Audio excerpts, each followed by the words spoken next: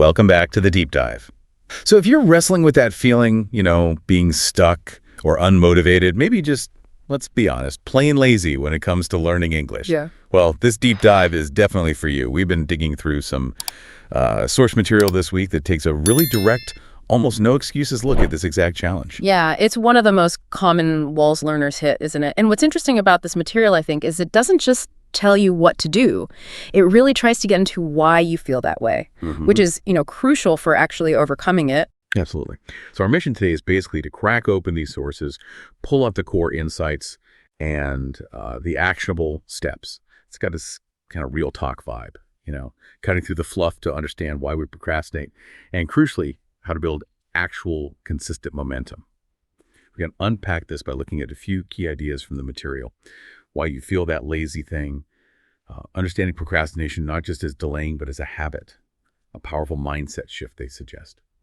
Why maybe relying on motivation is a trap, the non-negotiable importance of daily practice, and then finally, how to actually build a personal system that makes consistency feel, well, almost automatic.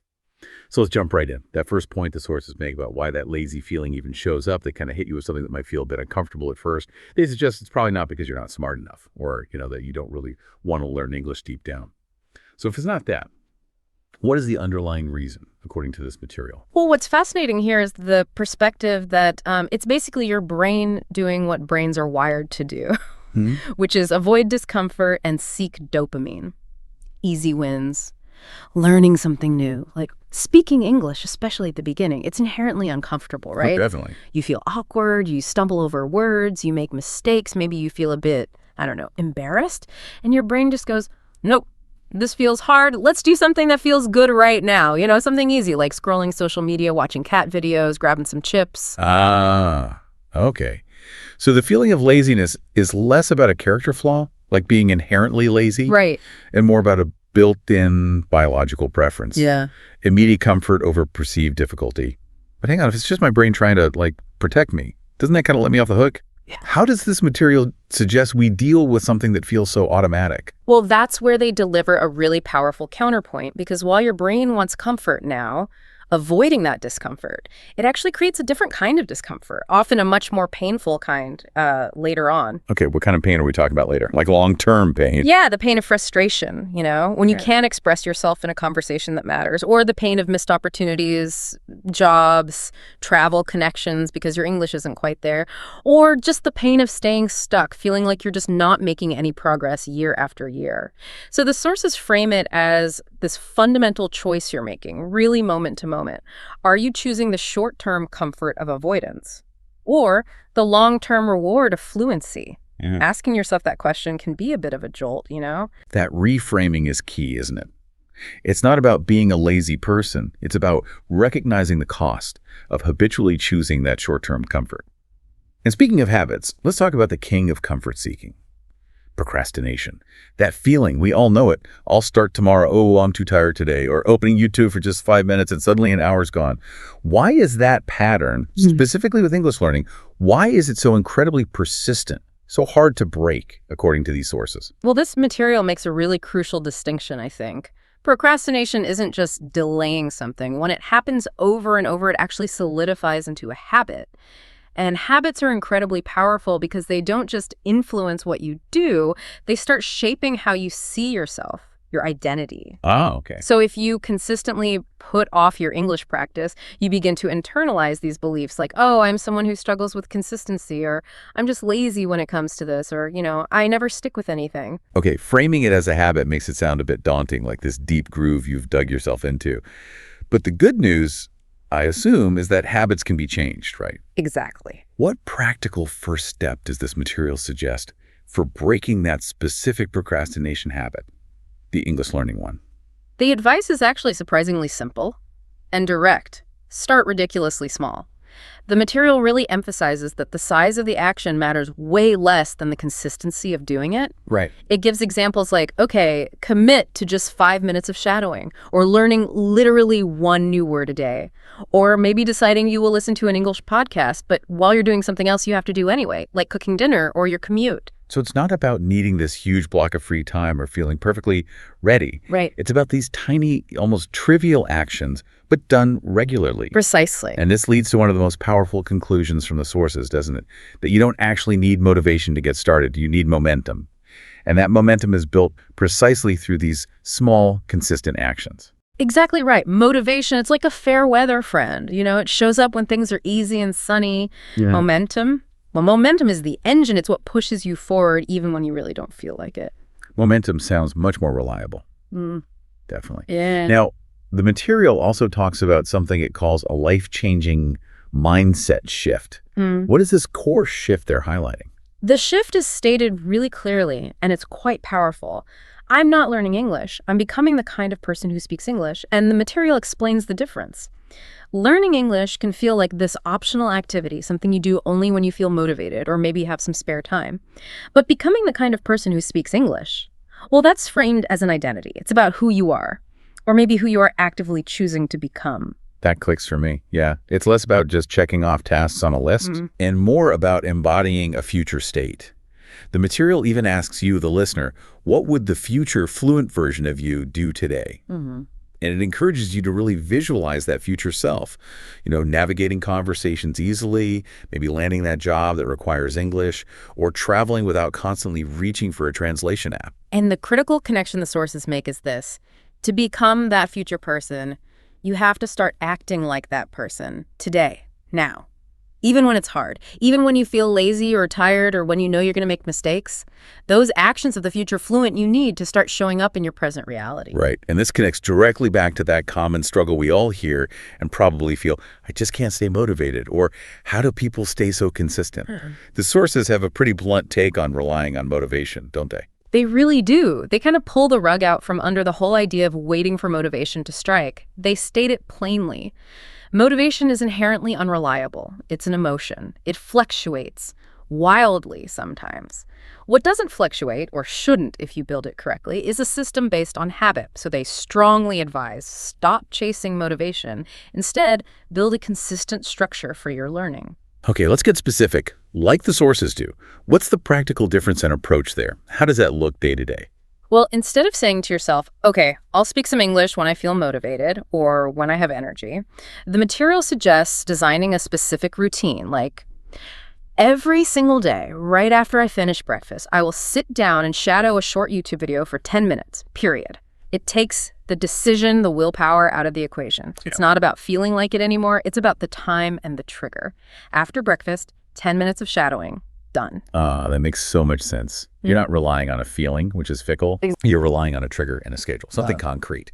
And the sources really hammer this home with a line that definitely sticks. Motivation is for beginners. Habits are for fluent speakers. It's a powerful way to put it, isn't it? That initial enthusiasm is great, gets you started maybe. But sustained progress, real mastery, that comes from the quiet discipline of just showing up consistently. So, okay, if habits are the goal and daily practice is the engine, what's the concrete, minimal daily action the sources really recommend? They seem quite specific about needing to do one thing consistently. Yes, the core practical advice is pretty much non-negotiable in this material. You need to engage with speaking English every single day, even if it's just for a really short, manageable amount of time. And they actually lay out a specific, simple plan for this. It totals maybe, 15, 20 minutes? Okay, 15, 20 minutes a day. That sounds doable for most people. Walk us through that daily English practice plan they suggest. What's the first, say, 5-minute block? Right, the first 5 minutes is dedicated to shadowing practice. The idea is you find a short piece of audio or video, preferably with subtitles. Could be a clip from a show, a news report, a bit of a TED Talk. And you listen to it sentence by sentence. Then immediately you repeat or shadow what the speaker just said. The focus here isn't necessarily on understanding every single word perfectly, but really on mimicking the sounds, the pronunciation, the rhythm, the intonation of the native speaker. Got it. Like training your mouth and ears to work together. Okay, what about the next 5 minutes? The next 5 minutes is for a vocabulary builder. Yeah. And this isn't about memorizing long lists, no. You just pick, say, 3 to 5 new words you encountered recently, maybe from the shadowing, maybe from something you read. You write them down, sure, but then the crucial step. Use each word in a sentence, out loud.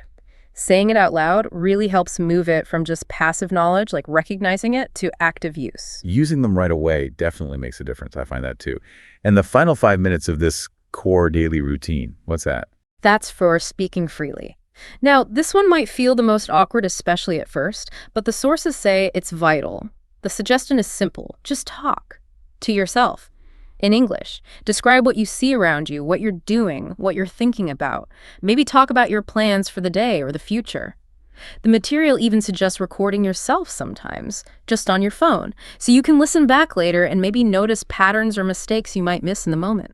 That's a really smart, focused 15-minute structure, isn't it? Covers different skills, listening, pronunciation, vocab, speaking. And the sources also throw in ideas for when you do happen to have a bit more time, like bonus activities. Exactly.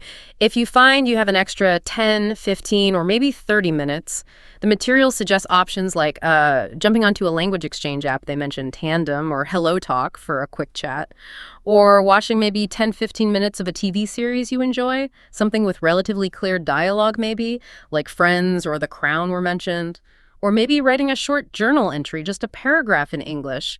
Or even just making sure you're actively listening to English content, like podcasts perhaps, while you're doing chores or exercising or commuting. Yeah, and the key thread through all of this, which the sources keep pulling on, is that it's not about trying to do everything every single day. That's overwhelming.